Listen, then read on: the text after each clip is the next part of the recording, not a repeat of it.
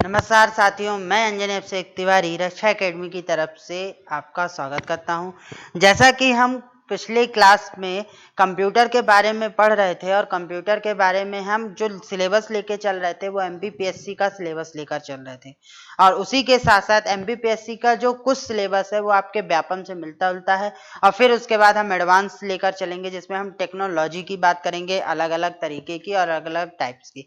उसके पहले हमने कंप्यूटर में अभी तक जो पढ़ा उसमें हमने कंप्यूटर की डेफिनेशन पढ़ी, कंप्यूटर के टाइप पढ़े, कंप्यूटर के डेवलपमेंट के बारे में पढ़ा और कंप्यूटर की जनरेशन के बारे में पढ़ा कि कैसे कंप्यूटर जो आज हमारे हाथ में है, जो डिवाइस आज हम यूज करते हैं वो किस प्रकार से बनना शुरू हुई थी और कैसे कैसे उस पर रिफॉर्म हुए, कैसे कैसे चीजें बढ़ी आगे। उसके बाद आज अब हम बात करेंगे कि जो हमारे हाथ में डिवाइस होती है, चाहे वो लैपटॉप हो, चाहे वो डेस्कटॉप हो या मोबाइल हो, उसमें एक बेसिक स्ट्रक्चर होता है, बहुत सारी चीजें होती हैं जैसे input device, output device, software, hardware. इसके बारे में जानेंगे कि एक जो बेसिक कंप्यूटर जो आप यूज करते हो उस कंप्यूटर में कौन कौन सी ऐसी चीजें होती हैं जो आपके लिए नेसेसरी होती हैं, कौन कौन से उसमें पार्ट्स लगे होते हैं, उन पार्ट्स की खोज कैसे हुई है और क्या क्या चीजें हुई हैं, वो पार्ट वर्किंग कैसे करता है, यही सारी चीजें जानेंगे। और यकीन मानिए जो चैप्टर है ये बहुत बड़ा है और इसमें बहुत सारी चीजें ऐसी हैं और बहुत सारे क्वेश्चन बनते हैं। मतलब कि यदि मैं अगर पेपर की बात करूं तो प्री और मेंस में अलग अलग बात करूं तो एमपीपीएससी का जो प्री होता है उसमें अगर मैं बात करूं तो उसमें इससे 2 या 3 क्वेश्चन आते हैं और इस चैप्टर से अकेले आपके कंप्यूटर के पूरे कंप्यूटर के करीब से 50% क्वेश्चन यहीं से बनते हैं। मतलब कंप्यूटर के सारे ऑब्जेक्टिव में से 50% ऑब्जेक्टिव आपके इसी चैप्टर से कवर किए जाते हैं और इसमें बहुत सारे ऑब्जेक्टिव क्वेश्चन बनते हैं। प्लस यदि मैं इस बार 2020 के मेंस की बात करूं जिसमें ये चैप्टर जुड़ा हुआ है आपका मेंस के टॉपिक में, एमपीपीएससी के मेंस में जोड़ा गया है, तो वहां पर भी इससे आपके क्वेश्चंस बनेंगे क्योंकि यहां पर बेसिक स्ट्रक्चर जो है कंप्यूटर का वो इस तरीके से डिफाइन होता है और आता है। तो आज से हम एक कंप्यूटर का बहुत ही इंपॉर्टेंट चैप्टर लेके चल रहे हैं जो कि बहुत ही लंबा जाएगा और इसमें बहुत सारे सब चैप्टर्स भी हैं, छोटे छोटे चैप्टर्स हैं। तो यदि मैं एक बेसिक स्ट्रक्चर बात करूं कंप्यूटर की तो कंप्यूटर का जो बेसिक स्ट्रक्चर होता है उसमें कंप्यूटर को 3 भागों में रखा जाता है। कंप्यूटर का जो मेन भाग होता है, ये मेन भाग बना होता है आपका, इसे हम कहते हैं सीपीयू या हम इसे कहते हैं प्रोसेसिंग यूनिट।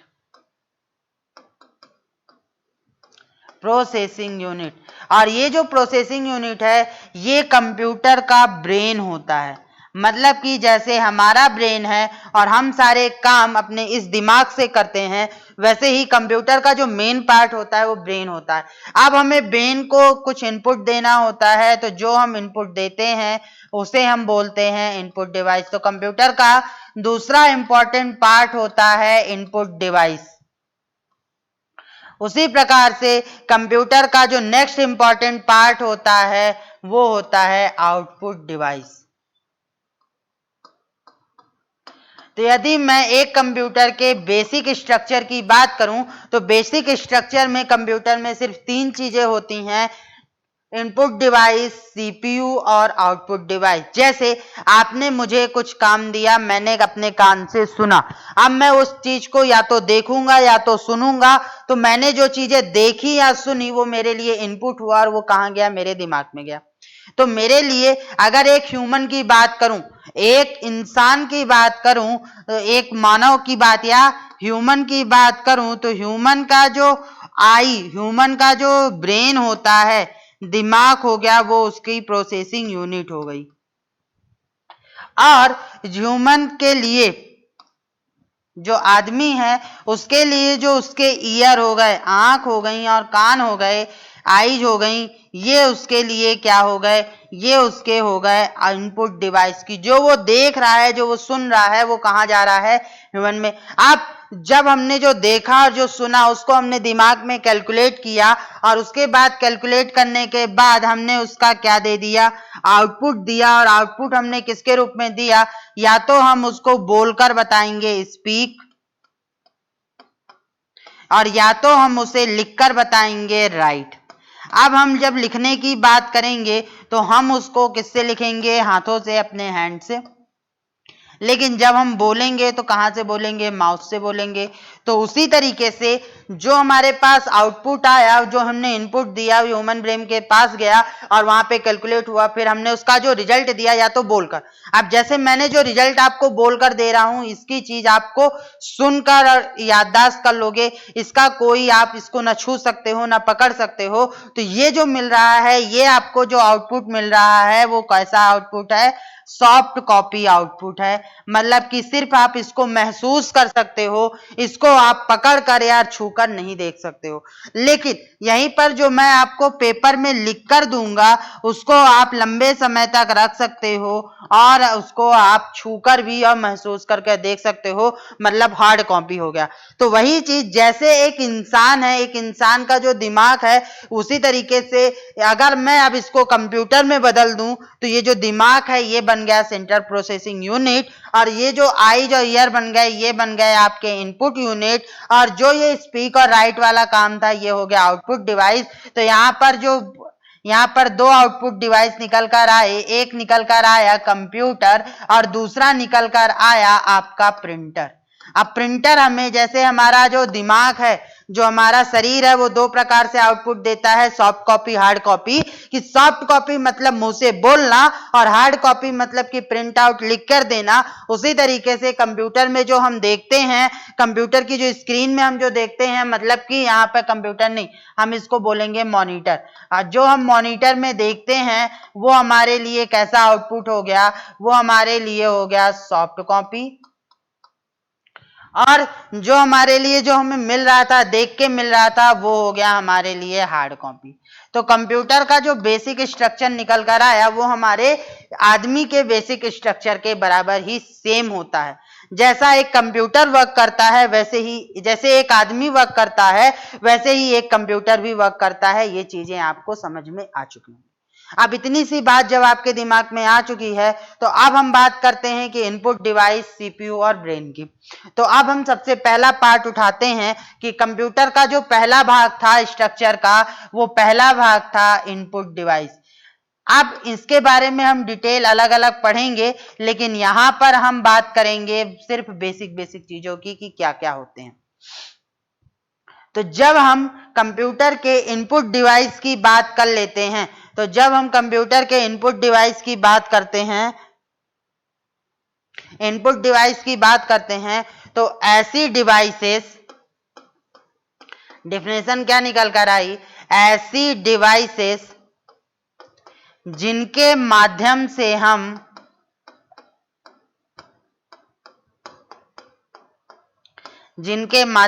हम कंप्यूटर में डेटा इनपुट करते हैं, कंप्यूटर में डेटा इनपुट करते हैं, उसे हम इनपुट डिवाइस कहते हैं। आप कंप्यूटर में, तो कंप्यूटर के लिए, जैसे ह्यूमन के लिए इनपुट डिवाइस क्या थी, हमारे कान और हमारे आंख, हम इन दोनों चीजों का उपयोग करके डेटा अपने दिमाग में डालते थे, वैसे ही यहाँ पर हमारे लिए जो इनपुट डिवाइस है वो कौन कौन सी हो गई, कीबोर्ड, इनके सबके बारे में हम पढ़ेंगे आगे चल के। Mouse, keyboard, mouse, light pen,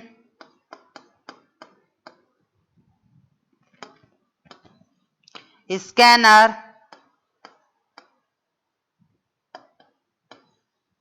track ball, bar code reader,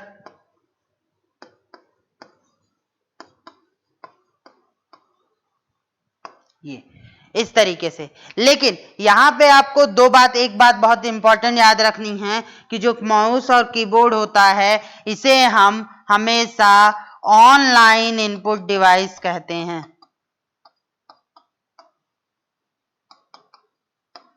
online input device कहते हैं। क्यों कहते हैं? जैसे यदि मेरे कान नहीं होंगे, मेरे आंख नहीं होगी, तो मैं किसी चीज को सुनने, देखने, समझने में इनपुट नहीं ले पाऊंगा। तो मुझे इन दोनों की जरूरत सबसे ज्यादा है। अगर मैं जग रहा हूं तो मुझे इन दोनों की जरूरत ज्यादा पड़ेगी बोलने से ज्यादा। तो वहीं पे मुझे यहाँ पर कीबोर्ड और माउस, यदि मैं कंप्यूटर को ऑन करता हूं तो मुझे इन दोनों की जरूरत सबसे पहले पड़ती है। और इनमें से अगर कोई एक भी डिस्कनेक्ट है तो कंप्यूटर एरर शो कर देता है। तो वही चीज है कि इन दोनों को हमेशा हम ऑनलाइन इनपुट डिवाइस कहते हैं। इनको आप लगाओ या ना लगाओ, जरूरत पड़ती है तो आप लगा लो, जरूरत नहीं पड़ती है तो आप मत लगाओ, इसकी जरूरत नहीं है। लेकिन कीबोर्ड और माउस के बिना आपका कंप्यूटर ऑन नहीं होगा। और जब आपका कंप्यूटर ऑन नहीं होगा तो इसे हम इनपुट डिवाइस कहते, ऑनलाइन इनपुट डिवाइस कहते हैं। और ये बात आपको हमेशा याद रखनी है, क्योंकि ये क्वेश्चन आपसे बार बार पेपर में पूछा जाता है और बार बार आपको इसका आंसर देना होगा। तो ये जो ऑनलाइन इनपुट डिवाइस हैं ये हो गई। इसके बाद हम बात करते हैं नेक्स्ट की। तो दूसरी बात आ जाती है किसकी? आउटपुट डिवाइस की। अब जब आउटपुट डिवाइस की बात आती है तो आउटपुट डिवाइस क्या होती हैं? इसकी डेफिनेशन निकल कर आती है, ऐसी डिवाइसेस जो कंप्यूटर द्वारा की गई गणनाओं को कंप्यूटर द्वारा की गई गणनाओं को रिजल्ट के रूप में देती हैं,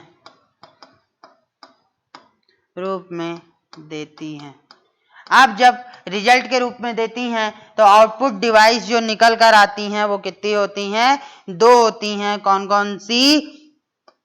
पहली मॉनिटर, जिसे हम कहते हैं सॉफ्ट कॉपी आउटपुट डिवाइस,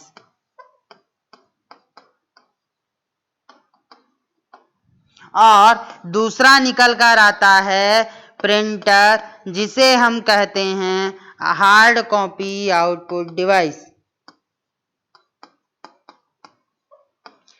क्यों कहते हैं? कि वही उसी तरीके से कि जैसे हमारे 2 हाथ हैं, 2 चीजें हैं, एक हाथ है और एक बोल रहे हैं। तो जो मैं बोल रहा हूं उसको आप सिर्फ सुनकर महसूस कर सकते हो, उसे आप पकड़ नहीं सकते हो। तो ये चीज क्या हो गई? Soft copy. तो जो मॉनिटर होता है, मॉनिटर में मिलने वाला आउटपुट आपको सिर्फ दिखाई देता है, उसे आप छू नहीं सकते हो, तो वो कहलाया सॉफ्ट कॉपी आउटपुट। और ये क्वेश्चन पूछा जाता है कि निम्नलिखित में से ऐसा कौन सी डिवाइस है जो सॉफ्ट कॉपी आउटपुट डिवाइस है। फिर प्रिंटर में जैसे हम हाथ से किसी चीज को लिख कर दे दिया और आप उस पेपर को रख लेते हो, तो वो एक हार्ड कॉपी डिवाइस है। तो यहाँ पर ये भी क्या है? एक हार्ड कॉपी डिवाइस है जो कि प्रिंटर की तरह है, और ये एक हार्ड कॉपी आउटपुट डिवाइस होगी। तो ये 2 चीजें आपके बारे समझ में आ गई।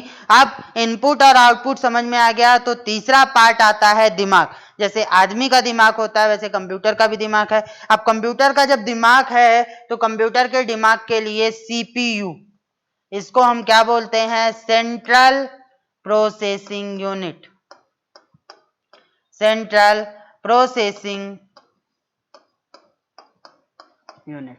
और जब ये सेंट्रल प्रोसेसिंग यूनिट है तो सेंट्रल प्रोसेसिंग यूनिट कंप्यूटर का दिमाग हो गया, और इस कंप्यूटर के दिमाग को हम क्या बोलेंगे? ब्रेन। तो इसकी डेफिनेशन क्या निकल कर आई? इसकी डेफिनेशन निकल कर आई, ऐसी डिवाइस जो इनपुट किए गए डेटा को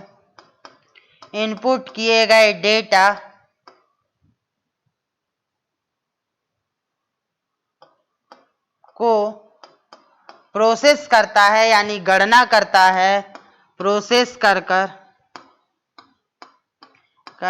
आउटपुट में शो करता है, उसे हम क्या कहते हैं? Central processing unit. अब जो प्रोसेसिंग हो रही है ये क्या हो गई? या तो ये एनालिटिकल होगी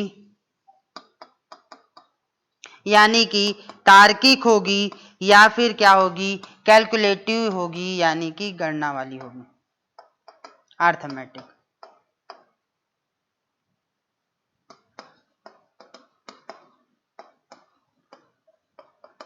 तो सेंट्रल प्रोसेसिंग यूनिट, आप अगर एक सेंट्रल प्रोसेसिंग यूनिट की बात करो तो सेंट्रल प्रोसेसिंग यूनिट में दो चीजों से मिलकर बना होता है। जो सीपीयू होता है वो सीपीयू के अंदर की बात नहीं कर रहा, मैं बाहर की बात कर रहा हूं। तो सीपीयू के जो अंदर की बात होती है, तो सीपीयू में बाहर की नहीं, सॉरी, अंदर की बात कर रहा हूं। तो सीपीयू दो चीजों से मिलकर बना होता है। एक होता है सिस्टम सॉफ्टवेयर और एक होता है सिस्टम हार्डवेयर।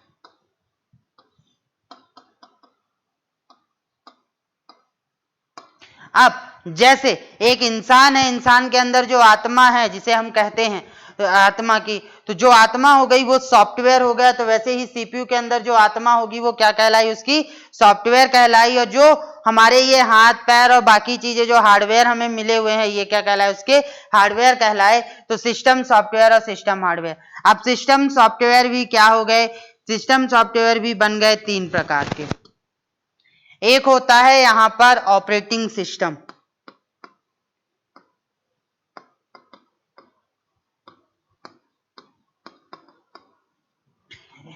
एक होता है ऑपरेटिंग सिस्टम, एक होता है एप्लीकेशन सॉफ्टवेयर,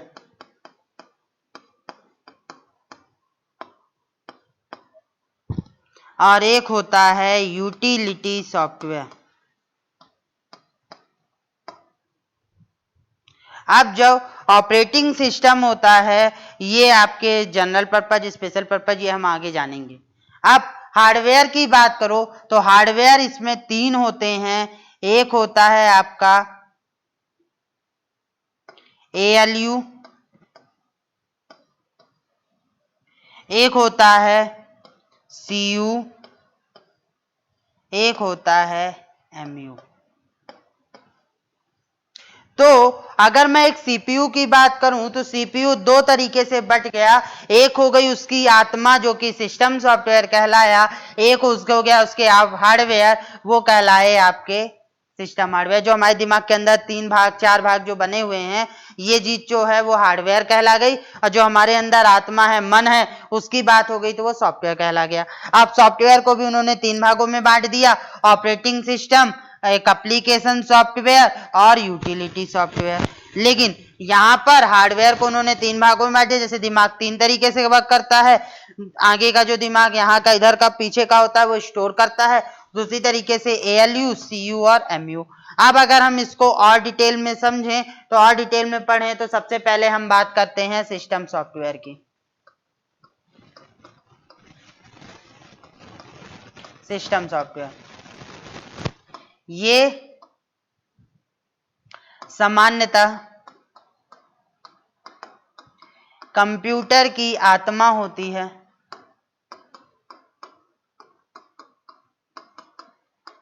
आत्मा होता है, जिसके माध्यम से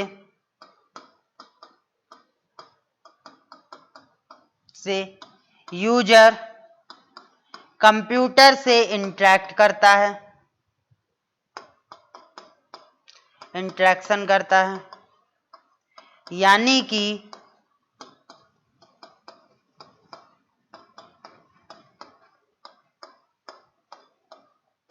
बातचीत करता है। इसका मुख्य भाग कर्नल होता है,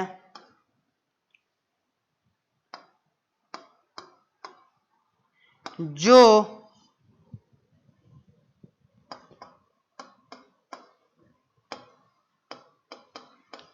पूरी तरह से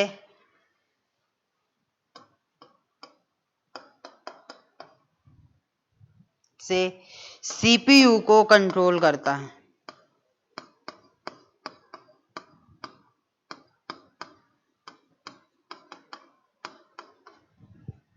अब जो सिस्टम सॉफ्टवेयर है, सिस्टम सॉफ्टवेयर 3 प्रकार का है।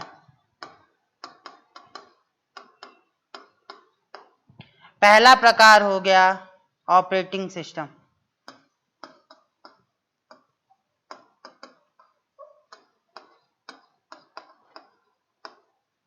ऑपरेटिंग सिस्टम यह मुख्य सॉफ्टवेयर होता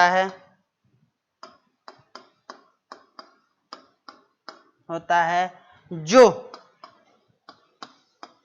यूजर एप्लीकेशन सॉफ्टवेयर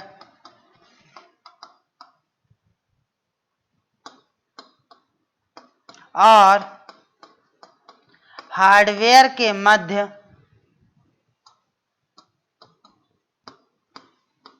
सामंजस्य स्थापित करता है।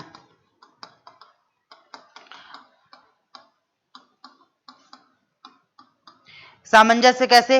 एप्लीकेशन सॉफ्टवेयर को चलने के लिए प्लेटफॉर्म देता है। बिना इसके एप्लीकेशन सॉफ्टवेयर आपके कंप्यूटर में नहीं चलेगा। यूजर, आप जो भी बात करते हो, जैसे आपको अगर माइक्रोसॉफ्ट वर्ड खोलना है तो आप माइक्रोसॉफ्ट वर्ड के आइकॉन में गए, क्लिक किए, तो आपके और हार्डवेयर के बीच में जो इंटरेक्शन का काम है, जो बातचीत का काम है, वो मुख्यतः यही करता है। दूसरी बात, मैंने अभी पहली डेफिनेशन में एक कर्नल शब्द का वर्ड यूज किया था।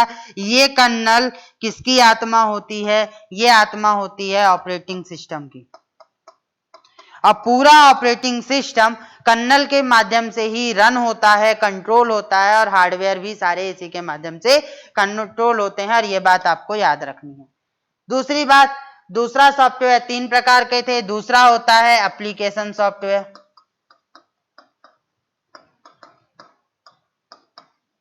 एप्लीकेशन सॉफ्टवेयर यह किसी विशेष पर्पज का उपयोग करने के लिए, विशेष उद्देश्य के लिए बनाए जाते हैं।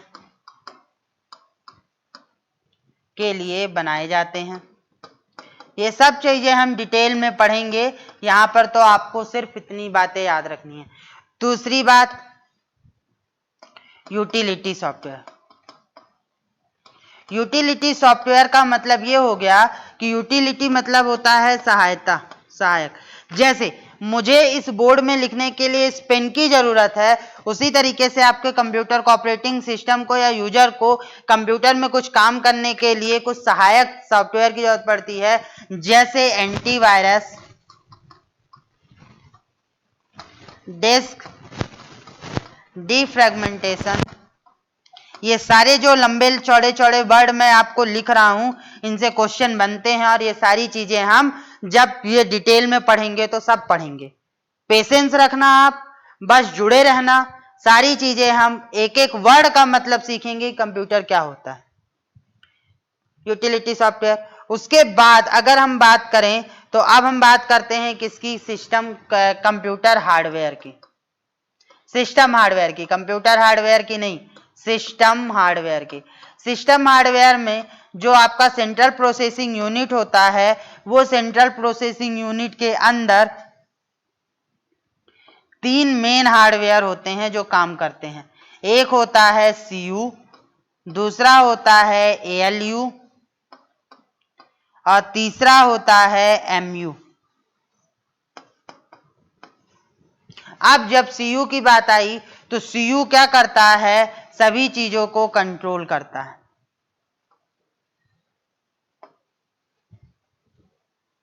एमयू क्या होता है? डेटा स्टोर के लिए होता है।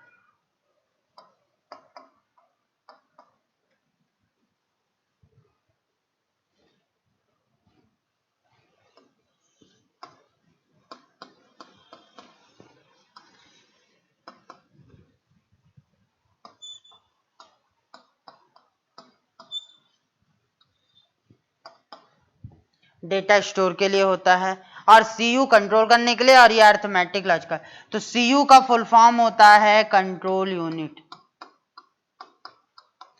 एएलयू का काम होता है अरिथमेटिक लॉजिकल यूनिट।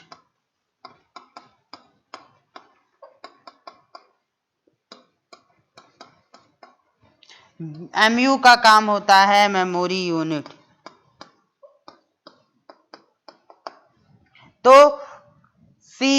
ALU और MU ये हो गए। तो अगर मैं बात करूं तो CU का क्या हो गया? कंट्रोल यूनिट, कंट्रोल करना। किसको कंट्रोल करना? कंप्यूटर के सभी हार्डवेयर को।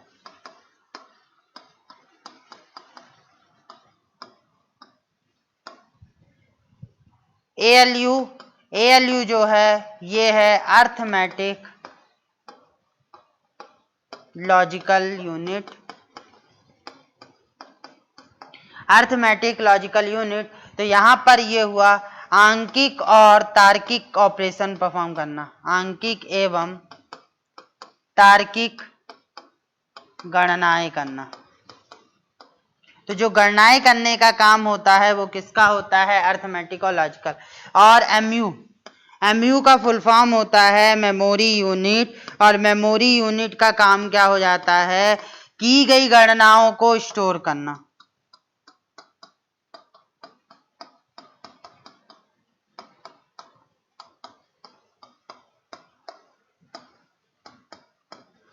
स्टोर करना।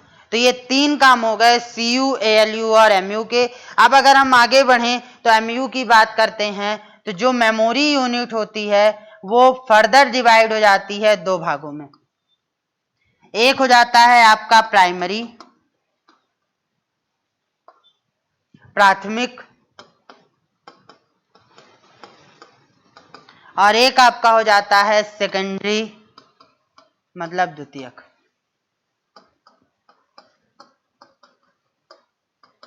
अब प्राइमरी और सेकेंडरी का अर्थ क्या हुआ? सॉरी, जैसे ही मैंने बात की थी कि मेरा जो दिमाग है वो है, मैंने जो इनपुट लिया वो मेरे दिमाग के एक हिस्से में स्टोर हुआ और मैंने गणनाएं शुरू कर दी। तो मेरे जो दिमाग की मेमोरी है ये मेरी प्राइमरी मेमोरी है, जिसमें मैं डेटा परमानेंट स्टोर करता चला जाता हूँ प्राइमरी रूप में। लेकिन जब मैं उस डेटा को कैलकुलेट करने के बाद किसी कॉपी में लिख दूं, किसी डिवाइस में रख दूं, या किसी नोट्स बना दूं, या कुछ भी कर दूं, तो वो मेरे लिए क्या हो जाता है? द्वितीयक मेमोरी हो जाती है। कि जब मुझे कोई चीज याद नहीं आ रही है तो मैं उस डायरी को या उस कॉपी को खोलकर वो चीज रिकॉल कर लेता हूं, फिर से ले लेता हूं। तो जो प्राइमरी और सेकेंडरी का कॉन्सेप्ट हमारे दिमाग यूज करता है, हम यूज करते हैं, वैसे ही कंप्यूटर यूज करता है। तो कंप्यूटर एट ए टाइम जो कैलकुलेशन करता है उसके लिए वो प्राइमरी यूज करता है, लेकिन बार बार चीजें भूल जाएगा, बार बार चीजें उसको याद नहीं रहेंगी, इसके लिए वो क्या करता है? एक सेकेंडरी ऑप्शन लेकर आता है और वो डेटा वहां पर स्टोर करता चला जाता है। जब उसे जरूरत पड़ती है तो वो वहां से वो डेटा एक्सेस कर लेता है, ले लेता है। जैसे मैं आपको कंप्यूटर पढ़ा रहा हूं, आप ये चीजें याद करते चले जा रहे हो, लेकिन इसमें से कुछ पॉइंट आप भूल जाओगे, इसके लिए आप नोट्स बना रहे हो। तो जो आप याद करके अपनी मेमोरी में रख रहे हो वो क्या हो गया? आपका प्राथमिक हो गया। और जो आप बना रहे हो वो सेकेंडरी हो गया। कि मान लो आप कभी कुछ चीज भूल जाते हो तो आपने अपनी द्वितीयक मेमोरी यानी अपनी कॉपी या डायरी खोला और फिर से उस चीज को याद कर लिया। तो उसी तरीके से यहां पर भी होता है। और प्राइमरी की बात करो तो प्राइमरी मेमोरी हो जाती है तीन। एक हो जाती है रोम, एक होती है रैम, और एक हो जाती है आपकी कैश। और जबकि सेकेंडरी हो जाती है, सेकेंडरी की बात करोगे तो क्या जाएगा? मैग्नेटिक टेप, फ्लॉपी डिस्क,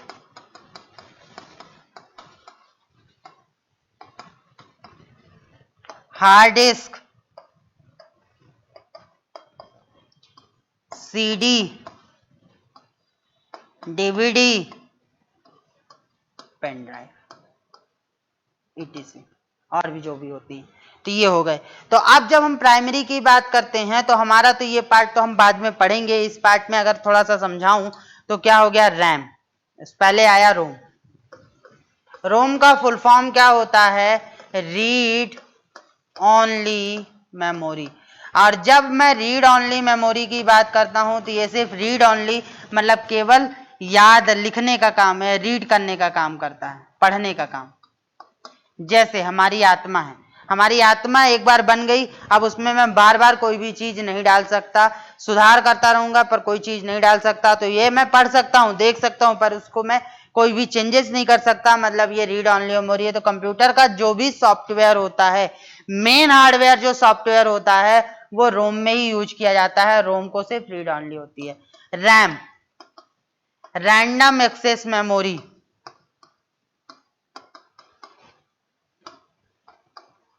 अब जब रैंडम एक्सेस मेमोरी है तो इसको तुरंत सीपीयू कभी भी एक्सेस कर सकता है और ये कंप्यूटर की स्पीड बढ़ाने के लिए होती है। जैसे आपको मैंने बोला 2+2, तो आपने तुरंत अपने दिमाग पे 2+2 ये कैश में ये है रैम है, वहां पे 2+2 किया और 4 लिखा और बता दिया हमें 4 है, तो हमें सेकेंडरी तक नहीं जाना पड़ा, हमने अपने यहीं पे यूज किया और यहीं से दे दिया, तो ये होता है रैंडम एक्सेस। और तीसरी थी कैश, कैश का मतलब होता है तुरंत, कैश मेमोरी का क्या मतलब होता है तुरंत, ये सबसे फास्ट मेमोरी होती है।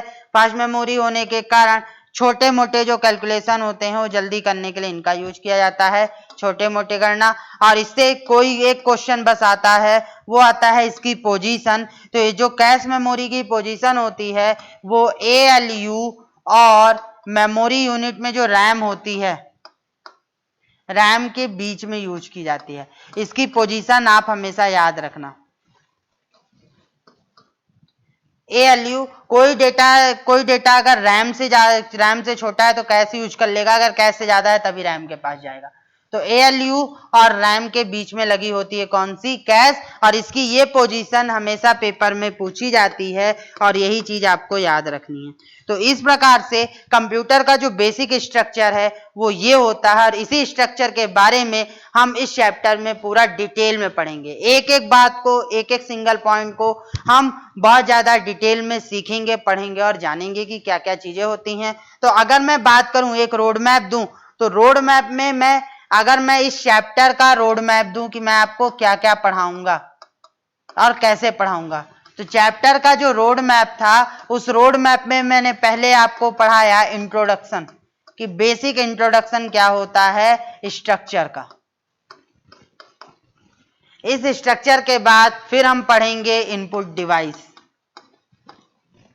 इस इनपुट डिवाइस में हम सभी के बारे में पढ़ेंगे, जैसे कीबोर्ड, मॉनिटर, प्रिंट, कीबोर्ड और माउस, स्कैनर और जितनी भी चीजें इनपुट डिवाइस में होती हैं सारी। फिर हम पढ़ेंगे आउटपुट डिवाइस। आउटपुट डिवाइस के बाद चौथे में हम पढ़ेंगे सिस्टम हार्डवेयर। सिस्टम हार्डवेयर के बाद हम 5वां चैप्टर पढ़ेंगे सिस्टम सॉफ्टवेयर, और यहीं पे हम ऑपरेटिंग सिस्टम और बाकी चीजों के बारे में जानेंगे। फिर 6वां चैप्टर हम लेकर आएंगे लैंग्वेज, जो सॉफ्टवेयर लिखने के लिए हमें लैंग्वेज की जरूरत पड़ती है, वो लैंग्वेज कौन कौन सी होती हैं। और इतना कंप्लीट करने के बाद हम चलेंगे 7वां, इसी में हम पढ़ेंगे, यहाँ नहीं, इसको फिर हम अलग से पढ़ेंगे। तो इसमें हम ये 6 चीजें पढ़ेंगे और इसी 6 चैप्टर के कारण ये बहुत ज्यादा बड़ा होता है और इससे सबसे ज्यादा क्वेश्चन बनते हैं और ये सबसे ज्यादा इंपॉर्टेंट पार्ट होता है।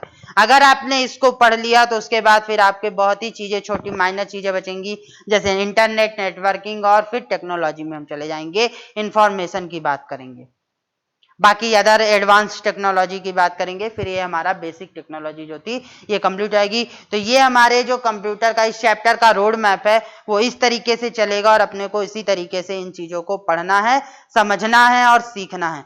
और इसी के साथ साथ यदि मैं आपसे कहूं तो कंप्यूटर में मैं पूरा का पूरा सिलेबस व्यापम और एमपीपीएससी दोनों के लिए लेके चलूंगा, पर मेरा जो मेन फोकस होगा वो एमपीपीएससी में होगा, क्योंकि व्यापम में भी कंप्यूटर के जो क्वेश्चंस बनते हैं वो एमपीपीएससी लेवल के ऑब्जेक्टिव बनते हैं और ये आपके मेंस में है। इसमें आपको थ्योरी भी लिखना है, मतलब आपको आंसर राइटिंग भी करना है, तो ये आपके लिए बहुत ज्यादा जरूरी है। तो ध्यान से जुड़े रहिए और पढ़ते रहिए। और इसके नोट्स के लिए जो भी क्लास के नोट्स होंगे वो आपको अंजनेय _रक्षा एकेडमी में, ये जो टेलीग्राम ग्रुप है इसमें मिल जाएंगे और यहीं से आपको जो डेली क्लास के नोट्स हैं वो मिल जाएंगे। कंप्यूटर के मेरे सारे नोट्स क्लास बाय क्लास यहीं पर पीडीएफ के रूप में मिल जाएंगे, आप जाकर प्रिंट आउट निकाल कर पढ़ सकते हो। और ये पूरे नोट्स बेसिकली एमपीपीएससी को फोकस कर कर बनाए गए हैं, आंसर राइटिंग को फोकस कर कर बनाए गए हैं। तो आपको पढ़िए और लिखिए। इसी के साथ आज की क्लास को हम यहीं खत्म करते हैं। कल की क्लास में जब हम आएंगे तो हमने इंट्रोडक्शन ऑफ पढ़ चुके हैं आज की क्लास में। कल से हम स्टार्ट करेंगे इनपुट डिवाइसेस क्या क्या होती हैं, क्या होते हैं कीबोर्ड, क्या होते हैं माउस, क्या होते हैं वो आपके स्कैनर, और क्या होते हैं बहुत सारी चीजें जो हैं, वो सारी चीजों के बारे में हम अलग अलग चीजों के बारे में जानेंगे, समझेंगे और सीखेंगे। इसी के साथ आज की क्लास को हम यहीं पे खत्म करते हैं। कल की क्लास में हम इनपुट डिवाइसेस को करेंगे। धन्यवाद।